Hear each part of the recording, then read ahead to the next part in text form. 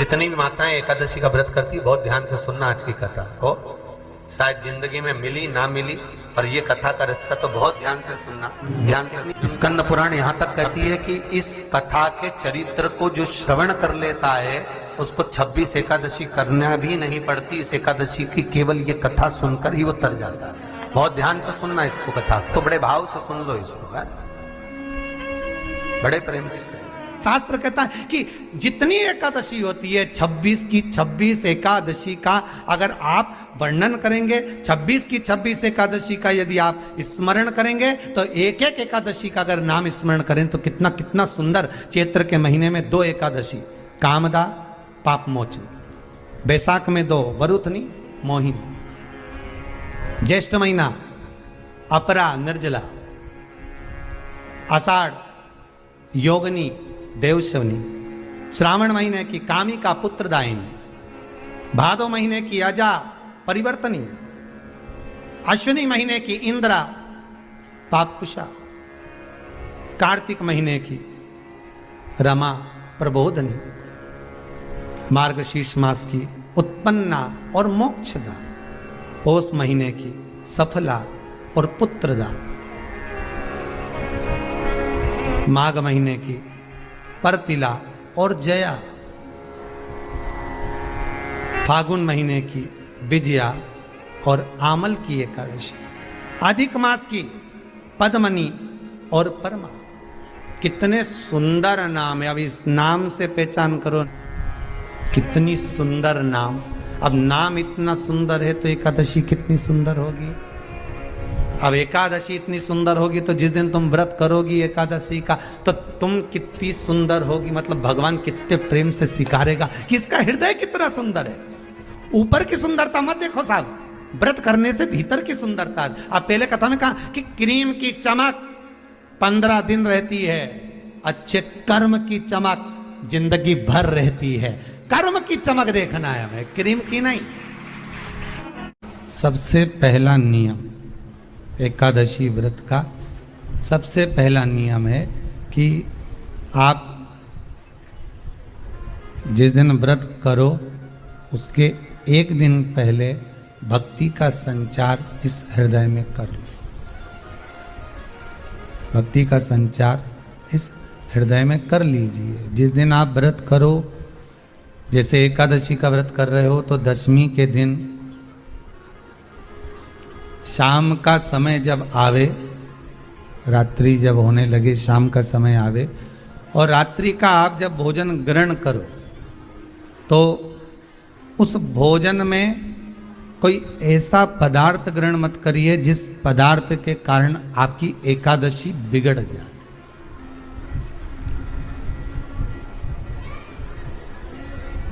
कोई बेकार भोजन में ग्रहण नहीं करना, श्रेष्ठ भोजन ग्रहण करिए दशमी के। और एकादशी का दूसरा नियम बहुत ध्यान से सुनिएगा। जिस दिन आपकी एकादशी का व्रत हो उस दिन प्रयास करिएगा कि अपने हाथ से किसी भी वृक्ष की कोई पत्ती टूटे ना। अपने हाथ से किसी भी वृक्ष की, पौधे की, किसी भी वृक्ष की पत्ती अपने हाथ से ना टूटे। बहुत ध्यान दीजिएगा महाराज। एकादशी का ये दूसरा नियम है कि अपने हाथ से किसी पौधे की, किसी वृक्ष की, किसी डाली की कोई पत्ती टूटे ना, कोई पत्ती ना टूटे, इसका प्रयास करिए।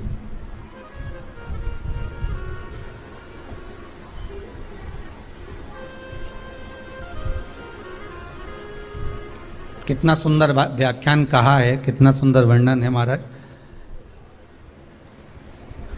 कि मात्र एकादशी का व्रत कर लेने पर, मात्र एकादशी का व्रत कर लेने पर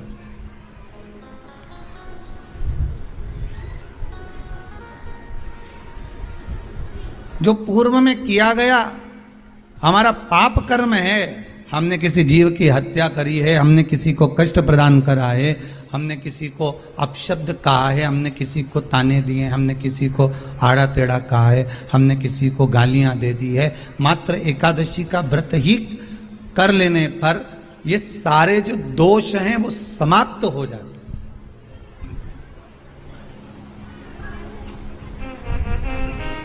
सारे दोष हमारे समाप्ति पर आ जाते हैं।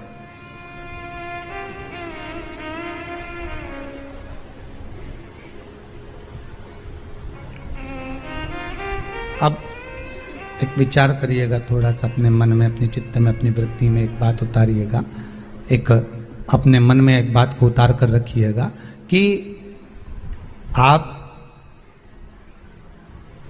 अपने पाप को, अपने पाप कर्म को जिस दिन छिन्न करने वाले हो, समाप्त करने वाले हो, अपने पाप को आप जिस दिन समाप्ति पर लेकर जा रहे हो, तो उसके एक दिन पहले आपको प्रसन्नता होना चाहिए कि नहीं होना चाहिए कि कल मेरा पाप कटने वाला है, कल मेरा पाप समाप्त होने वाला है, जो मैंने पाप कर्म करा है वो समाप्त होगा, जो मैंने पाप कर्म करा है वो कल समाप्त हो जाएगा। तो एक दिन पहले आपके चेहरे पर प्रसन्नता हो कि ना हो?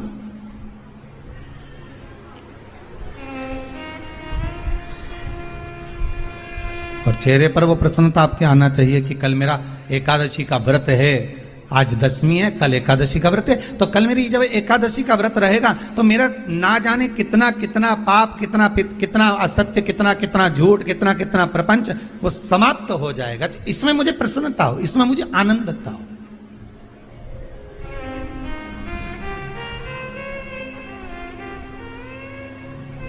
तो क्या कहा गया कि प्रयास करिएगा कि एकादशी के दिन कोई वृक्ष की, कोई डाली की, कोई कोपल की कोई पत्ती ना तोड़ी जाए।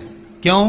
तो कहा अगर उस पत्ती को हम तोड़ देते हैं, वृक्ष की पत्ती को या क्यारे में लगी हुई कोई डाली की पत्ती को हम तोड़ देते हैं तो एकादशी का पुण्य फल प्राप्त नहीं होता, एकादशी का कोई फल हमारे खाते में नहीं जाता, पुण्य फल प्राप्त। अब फिर भले तुम चाहे तुमने मोरधन खाया हो, चाहे तुमने फिर चिप्स खाई हो, चाहे तुमने फिर व्रत का कितना ही सामान खा गए हो और तुमने सोचा कि आज मेरी एकादशी है, तो फिर उसका कोई फल प्राप्त नहीं है, उसका कोई सुख प्राप्त नहीं है आपको, फिर उसका कोई आनंद प्राप्त नहीं है आपको, तो उसमें कोई आनंद की अनुभूति आपको नहीं मिल रही।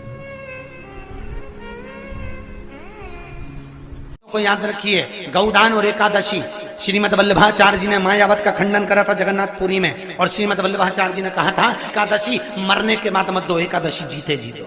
कहा था कि नहीं कहा था? जीते जी दान करिए। इसलिए जगदीश में, जगन्नाथपुरी में एकादशी उल्टी लटकी हुई है। करें आपने दर्शन? जगदीश में एकादशी को उल्टा लटकाया। क्यों? क्योंकि वल्लभ ने कहा कि एकादशी जीते जी दो। कई पंडितों कहते हैं तुम्हारे दादाजी मर गए, जब 12वें का दिन होता है ना तो पंडित जी संकल्प छुड़ाते हैं, दो एकादशी। बड़े बेटे ने 5 दे दी, छोटी बहू ने 3 दे दी, उसने 2 दे दी, उसने 2 दे दी, तो क्या तुम्हारे दादाजी भिखारी थे जो तुम्हारी एकादशियां लेकर जाएंगे? और तुम कौन होते हो दादाजी को एकादशी देने वाले? तुमने कौन सा इतने पुण्य कर लिए जो तुमने एकादशी दे दी? एकादशी के दान की महत्वता श्रीमद वल्लभाचार्य जी ने कहा कि कोई व्यक्ति अगर खटिया पर सड़ रहा है, पलंग पर तड़प रहा है, हॉस्पिटल में पड़ा हुआ है, तो निवेदन है कि उसको देखने जाओ तो अपनी करी हुई एकादशी में से 2 एकादशी का दान उसको तुरंत दे दो। क्यों? तो जिससे उसको मोक्ष मिल जाए, मरने के बाद नहीं।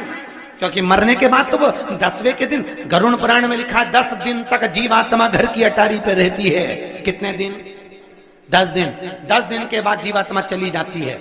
कहां जाती है? उसको जहां जाना है। 3 दिन में उसको भोग भोगना पड़ता है जीवात्मा को। 3 दिन नरक का भोग भोगती है, उसके बाद स्वर्ग का भोग भोगती है। 18 दिन में ये प्रोसेस पूरी हो जाती है। कितने दिन? 18 दिन। 18 दिन के बाद में उस जीवात्मा को धान के खेत में पटका जाता है। किसके खेत में? धान के, चावल के खेत में। इसलिए कहते हैं एकादशी के दिन चावल मत खाओ। कहते कि नहीं कहते? और क्या कहते हैं? द्वादशी के दिन चावल खाना जरूरी है। एकादशी का पालना करना है तो द्वादशी को चावल का 1 ग्रास खाओ, तब द्वादशी को चावल खाओगे तो एकादशी लगेगी। चावल नहीं खाओगे तो एकादशी नहीं लगेगी। द्वादशी को चावल खाना जरूरी है। क्यों कहते हैं? क्योंकि धान के खेत में जीव को छोड़ा जाता है, उस धान के खेत में, चावल के खेत में जीवात्मा रहती है। उसको चिड़िया खाती है तो चिड़िया के रूप में जन्म लेता है, मनुष्य खाता है तो मनुष्य के रूप में जन्म लेता है। इसलिए एकादशी के दिन चावल नहीं खाया जाता, क्योंकि एकादशी के दिन हम चावल खाएंगे तो जीव हत्या का दोष लग जाएगा। फिर कब खाना है? द्वादशी के दिन। द्वादशी के दिन क्यों खाया जाता है? क्योंकि हम एकादशी के व्रत करे रहते हैं और पहला घासा जब चावल का खाते हैं तो अपनी करी हुई एकादशी का पुण्य जितने जीव हमारे मुंह में जाते हैं उनको उसका पुण्य मिल जाता है और उनका फिर जन्म नहीं होता, वो तर जाते हैं, उनको एकादशी का भाग मिल जाता है। इसलिए कहते हैं एकादशी को चावल मत खाओ पर द्वादशी को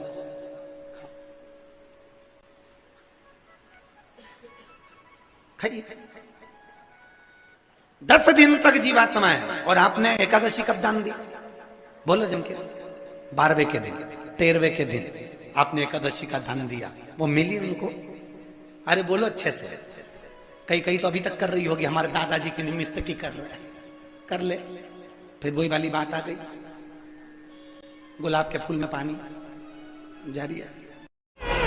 एकादशी के दिन शंकर भगवान को चावल का दाना चढ़ाना चाहिए कि नहीं चाहिए?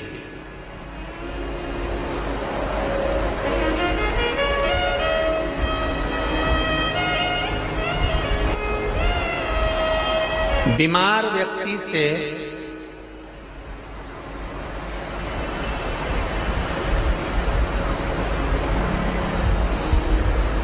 कोई बीमार व्यक्ति है, बहुत रोगीला, उसको बहुत रोग है, शुगर है, बीपी है, थायराइड है, सब कुछ है उसको,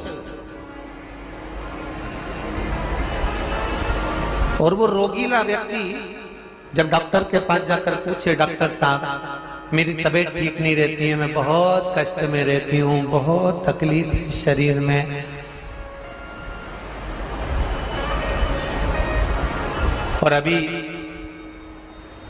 सावन का महीने का व्रत आ रहा है डॉक्टर साहब, 1 महीना में व्रत करती थी पहले, करूं कि नहीं करूं? तो डॉक्टर साहब क्या बोलेंगे? बोलते जाओ जरा जम के। डॉक्टर बोलेगा कि आप व्रत मत करो। डॉक्टर एक बात कहेंगे, शरीर स्वस्थ रखना है, व्रत बाद में हो जाएगा, अगले वर्ष कर लेना, पर अभी शरीर को सही रखने के लिए दोनों समय अच्छे पेट भरकर सात्विक भोजन करो और अपने शरीर को ठीक करो। सात्विक भोजन अपने शरीर को, व्रत बाद में भी हो जाएगा, अगले वर्ष हो जाएगा।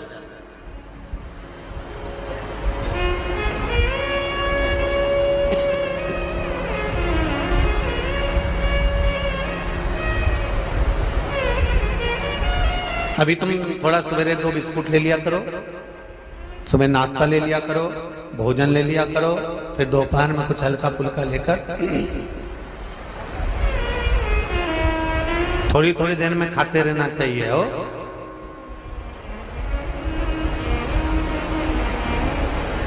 थोड़ा थोड़ा खाओ, थोड़ी थोड़ी देर में खाओ, एक साथ सुरसा जैसे मत निपटा जाए, थोड़ा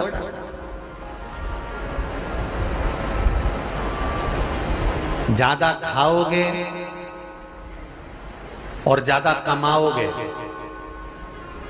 तो दूसरों को कष्ट नहीं होगा, कष्ट खुद को होगा। ज्यादा खाओगे अपाच्य हो जाएगा, रात की नींद उड़ जाएगी, शरीर में अच्छा नहीं लगेगा। ज्यादा कमाओगे, रात की नींद उड़ जाएगी, दुनिया की दृष्टि तुम पर पड़ जाएगी और तुम्हारी रातों की नींद। कमाओ भी उतना जितना खर्च कर सको और खाओ भी उतना जितना पचा सको। अति सर्वस्व वर्जक। डॉक्टर कहेंगे ये तुम्हारा व्रत जो है ना अगले साल कर लेना, इस साल मत करिए, इस साल तो आराम से भोजन वोजन करो तुम लोग, बढ़िया प्रेम से खाओ पिए। तो उसी तरह किसी ने पूछा कि चावल का दाना एकादशी पर भगवान शंकर को चढ़ा सकते हैं? चावल का दाना शंकर जी को चढ़ाते क्यों है, पहले तो वो समझ में। बेलपत्री का तो महत्व आपको बार बार बताया कि बेलपत्री शिव जी को क्यों चढ़ाई जाती है, कहीं रोग के लिए, कहीं बीमारी के लिए, कहीं किस कार्य के लिए, कहीं कोई कार्य के लिए, कहीं कोई कार्य के लिए। चावल का दाना अगर हम शंकर भगवान को चढ़ा रहे हैं तो क्यों चढ़ा रहे हैं, उसका कारण क्या है? चावल का दाना शिव को चढ़ाने का केवल एक कारण रहता है कि चावल को अक्षत कहते हैं।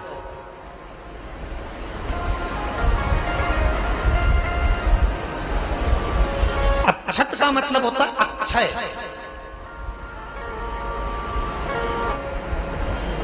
उसका मतलब क्या होता है? अक्षय, जिसका कभी क्षय ना हो। जब हम भगवान शंकर को चावल का दाना चढ़ाते हैं, जैसे बहुत ध्यान दीजिएगा महाराज, बहुत समझने वाली बात है, बहुत ध्यान से।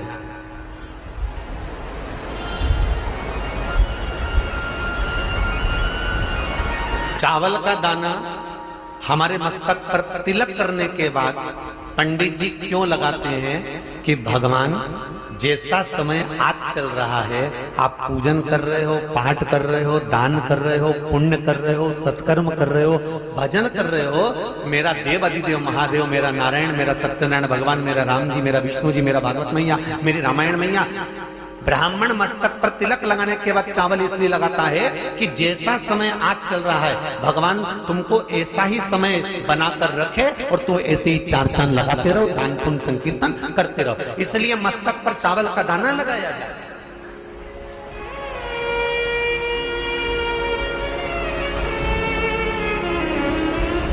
कोई मर जाता है,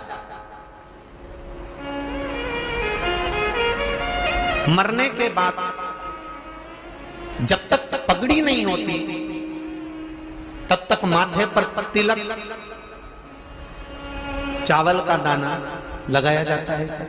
जम के बोलो जरा, नहीं लगाते। किसी पंडित जी से पूछो, ब्राह्मण देवता से पूछो, ब्राह्मण देवता ये कोई मर गया, और हमारा तो नियम है कि हम सिर पे तिलक लगाते हैं, चावल लगाते हैं, या पंडित जी से हम तिलक लगवाते हैं, मंदिर जाते हैं तो मंदिर में जाके तिलक लगवा के हम चावल का दाना लगवाते हैं, क्यों नहीं लगाते? उसका कारण क्या है? जब किसी के मरने के बाद 10 दिन तक, 12 दिन तक मस्तक पर तिलक क्यों नहीं लगाया जाता? 10-12 दिन तक माथे पर तिलक या चावल क्यों नहीं लगाया जाता? उसका कारण है कि ये जो समय आया है, तुम्हारे यहाँ जो गमी हुई है, तुम्हारे यहाँ कोई मर गया है, तुम्हारे यहाँ किसी के प्राण छूट गए हैं, तो ब्राह्मण इसलिए तिलक नहीं लगाता आपको, इसलिए चावल का दाना नहीं लगाता कि ऐसा दिन भगवान अब ना लाए, इसको अमर ना करे, इसको अक्षय ना करे, इसको प्रबल ना करे।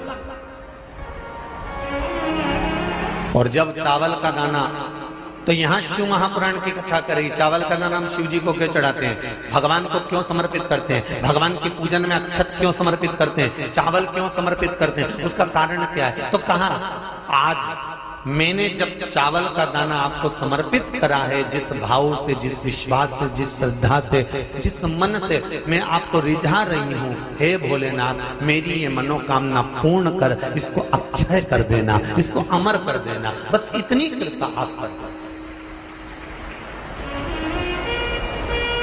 अब किसी ने पूछा एकादशी के दिन चावल चढ़ाए कि नहीं चढ़ाए, तो यहां तो सीधी सीधी बात है, बीमारी देखकर थोड़ी ना आती है कि नवरात्र चल रहे हैं कि सावन का सोमवार चल रहा है, बीमारी तो बीमारी। तुम चावल मत खाओ। तिरुपति कौन कौन गया? हाथ उठाओ। ठीक है। जगन्नाथ जी कौन कौन गया? हाथ उठाओ। हाँ ठीक है। द्वारका जी कौन कौन गया? हाथ उठाओ। ठीक है। बद्रीनाथ कौन कौन गया? हाथ उठाओ। ठीक है। एकादशी के दिन कभी तुम बद्रीनाथ चले जाओ, एकादशी के दिन तुम द्वारका चले जाओ, एकादशी के दिन तुम तिरुपति चले जाओ, एकादशी के दिन तुम जगन्नाथ चले जाओ, एकादशी के दिन तुम्हारी मर्जी पड़े भगवान के किसी धाम में चले जाओ और भगवान को भोग लगाओ और उनकी थाली को झांक कर देखना, उसमें चावल जरूर मिलेगा। उसमें ऐसा नहीं है कि चावल नहीं मिलेगा।